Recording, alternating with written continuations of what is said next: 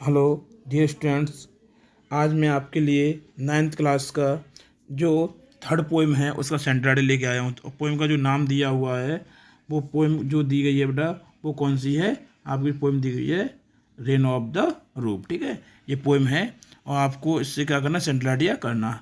हमारा उद्देश्य आपको रटाना नहीं होता है, हमारा उद्देश्य केवल आपको याद कराना होता है, और वो भी कैसे, ईजी भाषा में। ठीक है, और मैं आपको एक चीज़ बताता चलूँ साथ साथ में, ये आप मैं जो कराने वाला हूँ आपको, ये जो है यूपी बोर्ड के लिए ही नहीं बल्कि जो सीबीएसई बोर्ड के बच्चे पढ़ रहे हैं उनके लिए बहुत ज़्यादा आवश्यक है। ठीक है, और अभी तक मेरा चैनल आपने सब्सक्राइब नहीं किया है तो प्लीज़ मेरा चैनल को सब्सक्राइब कीजिए, लाइक कीजिए, शेयर कीजिए, जिससे मेरी हर आने वाली नई वीडियो आप तक पहुंच सके। ठीक है ना, और बेटा अपना टाइम बिना डिले किए हुए अपना हम वीडियो शुरुआत करते हैं, अपना सेंट्रल आइडिया शुरुआत करते हैं। और जो भी प्रॉब्लम आपको आती है तो आप कमेंट के माध्यम से पूछ सकते हैं। ठीक है ना, तो पहले जो मैं लाइन देता हूँ बेटा वो सेम देता हूँ, किसी में जो लाइन देता हूँ मैं क्या करता हूँ, सेम देता हूँ। देखो लास्ट में जो मैं लास्ट वीडियो कराई थी उसमें भी सेम लाइन थी मेरी। तो देखो इसमें दिया हुआ है जो पोएम है, पोएम का हम क्या लेके चले, सेंटर है। ठीक है, तो द पोएम यानी कविता।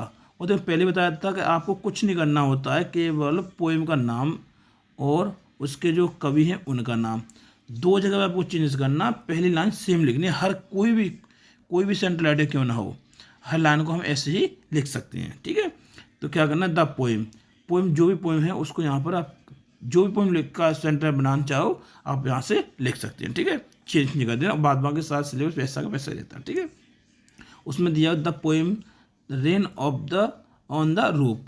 ठीक है, जो कविता रेन ऑन द रूप, जो कविता का नाम दिया हुआ। ठीक है, तो जो चैप्टर का नाम दिया हुआ है जो कविता है, तो कविता रेन ऑन द रूप ये जो कंपोज लिखी गई है, कंपोज मतलब लिखी गई है। ठीक है, बाई कॉस्ट किनी कॉस्ट किनी है, इसे इसका जो कवि का नाम दिया हुआ है तो कॉस्ट किनी द्वारा लिखी गई है। ठीक है, अब बात निकल गया कविता में लिखी तो गई है, इसका क्या है, कैसे अर्थ है। ठीक है, तो उसका लेके चलते हैं हम कि इन दिस पोएम, इस कविता में ही हैज प्रेजेंटेड, उसने प्रेजेंट किया अर्थात प्रेजेंट प्रस्तुत किया है, प्रेजेंट प्रस्तुत करना। ठीक है, और टेंस किसका, प्रेजेंट परफेक्ट टेंस है, हैजाब का है, और हैजाब तो किया किस में दी हुई, थर्ड फॉर्म में दी हुई है। ठीक है ना, जो भी प्रॉब्लम आती है बेटा मैं साथ साथ आपको ग्रामेटिकल भी थोड़ा सा उसमें हिंट देता चलूँगा। ठीक है, तो ही हैज प्रेजेंटेड, इसने प्रेजेंट किया है अर्थात इसने क्या किया है, प्रस्तुति की है द सीन, किसकी, दृश्य की, ऑफ द रेन, रेन यानी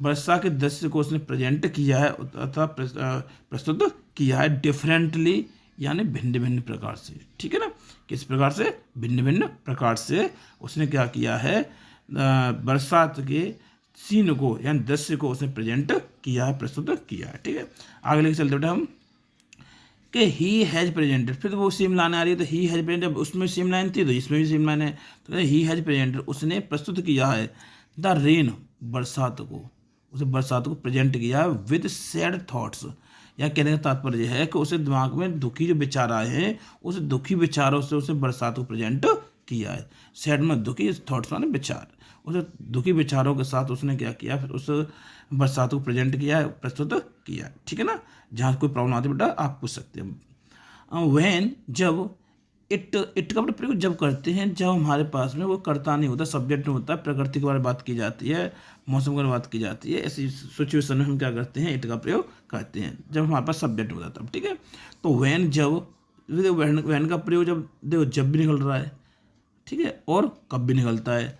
तो जब भी, जब इसका जो एडवर्ब, एक तो एडवर्ब बोलते हैं। ठीक है, तो कैसे प्रयोग करते हैं कैसे नहीं करते हैं तो वो थोड़ा आगे चल के आप सीख जाओगे, लेकिन थोड़ा मैं बता चलूँ कि जब का खबर तो निकलना, जब के बाद में जब कभी कुछ सहायक क्रिया यानी कि मुख्य सहायक क्रिया आती है, हेल्पिंग वर्ब बोलते हैं, जब हेल्पिंग वर्ब आती है तो कब का अर्थ निकलेगा, और अगर कोई सहायक क्रिया नहीं आती है तो हेल्पिंग वर्ब नहीं आती है तो जब का अर्थ निकलेगा, और उससे दूसरा वाक्य भी जुड़ा होता है। ठीक है, तो वैन, जब, वैन मतलब जब, इट वाज रेनिंग, जब वर्षा हो रही है, जब वर्षा हो रही, जब वर्षा शुरू हुई या वर्षा हो रही थी, द एंड, और द पोएट, कवि, फिर समझ लो एक बार, वैन, जब, इट वाज रेनिंग, जब वर्षा हो रही थी, एंड, और द पोएट हैड नथिंग, और कवि के पास कुछ नहीं था।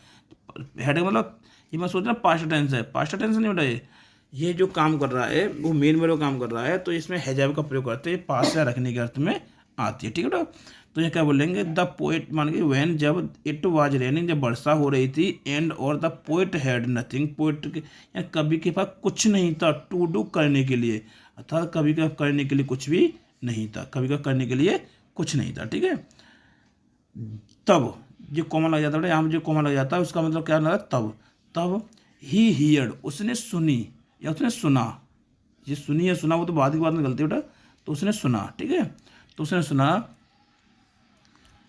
तो क्या सुना उसने, द साउंड, क्या सुना उसने, साउंड, आवाज़ सुनी, ध्वनि सुनी, ऑफ रेन, किसकी ध्वनि सुनी उसने, बरसात ध्वनि उसने सुनी। रेन मतलब होता है बरसात। ठीक है बेटा, बरसात ध्वनि उसने सुनी। ठीक है बेटा, आगे चलते बेटे, आगे लेके चलते बेटा, बरसात ध्वनि सुनी ऑन द रूफ, कहाँ पर सुनी उसने, ऑन द रूफ, कहाँ बेटा, ऑन द रूफ, छत पर। ठीक है, रूफ मतलब होता है छत। ठीक है, और छत पर बरसाती ध्वनि को उसने सुना। कब सुना, जब वर्षा हो रही थी और कभी करने के लिए कुछ नहीं था, तो जब फालतू बैठेगा, समय उसके पास बचा होगा तो भाई बैठेगा वो, तो वो जब बैठेगा तो उसमें समय नहीं होगा, तो वो सीधी बात कोई ना कोई तो ध्वनि तो सुनेगा ही। ठीक है, तो दिस साउंड, यह ध्वनि, ध्वनि ऑफ द रेन, यानी बरसात की इस ध्वनि या बरसात की यह ध्वनि रिमाइंड्स, याद दिलाती है। रिमाइंड्स मतलब थोड़ा याद दिलाना। बरसात की यह ध्वनि बोल सकते हैं, यह ध्वनि ऑफ रेन, बरसात की, तो काकी में ये बोल सकते हैं ऑफ। ठीक है, बरसात की यह ध्वनि रिमाइंड्स, याद दिलाती है, हिम, हिम मतलब कौन, कवि को, हिम मतलब कौन है, कवि, कौन बेटा यहाँ पर, हिम मतलब होता है कवि, यहाँ कवि दे रहा। ठीक है, कवि। ठीक है, तो उसने कहा बेटा कि दिस साउंड, यह ध्वनि ऑफ रेन, बरसात की, बरसात की यह ध्वनि रिमाइंड्स, याद दिलाती है, हिम यानी कवि को, हिज ओल्ड मेमोरी, या कवि को उसकी जो पुरानी यादें हैं उनकी याद दिलाती है। ठीक है, मेमोरी में यादें, ठीक है, स्मृतियाँ, यादें दिलाती है।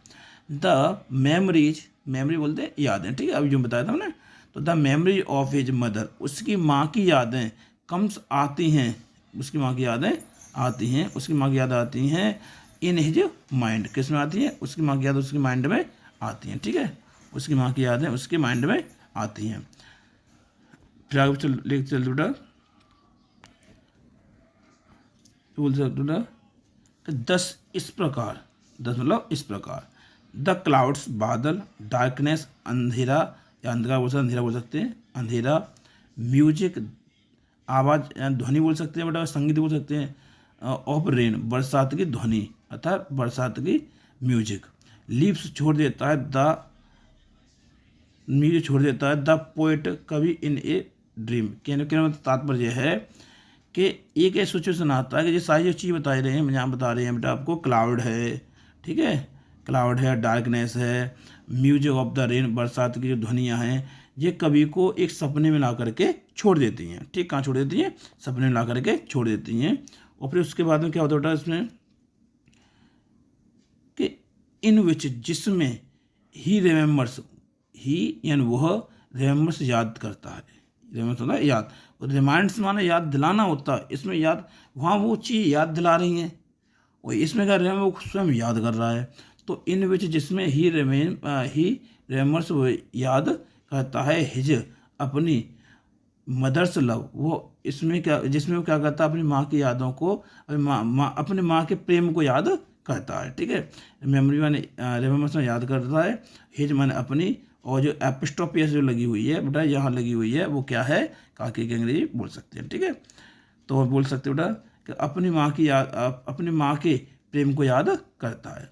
दीज मेमोरीज, ये स्मृतियाँ, गिव देती हैं, हिम यानी कवि को, ये स्मृतियाँ कवि को देती हैं बहुत हैप्पीनेस एंड सॉरो, ये जो उसकी जो ध्वनियाँ हैं वो कवि को खुशी और दुख दोनों ही क्या करती हैं, प्रोवाइड कराते, गिव देती हैं। ठीक है, यानी ये जो स्मृतियाँ हैं कवि को क्या करती हैं, सुख और दुख दोनों ही देती हैं। बट लेकिन, बट मतलब क्या होता है, बट लेकिन ही यानी वह फील्स महसूस करता है, बेटर यानी अच्छा, लेकिन वो अच्छा महसूस करता है। ठीक है, लेकिन वो अंत में क्या करता है, लेकिन वो अच्छा महसूस करता है। ठीक है ना, ही, बट लेकिन ही फील्स, वो महसूस करता है, बेटर माने अच्छा, वो अच्छा महसूस करता है। ठीक है ना, तो अच्छा महसूस करता है। आई होप, मैं ये आशा करता हूँ बेटा कि आपको आसानी समझ में आ गया होगा। ठीक है, और अभी तो आपने मेरे चैनल सब्सक्राइब नहीं किया है तो प्लीज़ मेरे चैनल सब्सक्राइब कीजिए, क्योंकि आपका एक सब्सक्राइब बढ़ने पर, हमारा बढ़ने पर, आपको सब्सक्राइब करने पर हमारे मोटिवेशन है वो बढ़ता रहता है। और हमें आप ऐसे ही सपोर्ट करते रहो और हम आज ज़्यादा से ज़्यादा कोर्स आपके लिए प्रोवाइड कराते रहेंगे। धन्यवाद।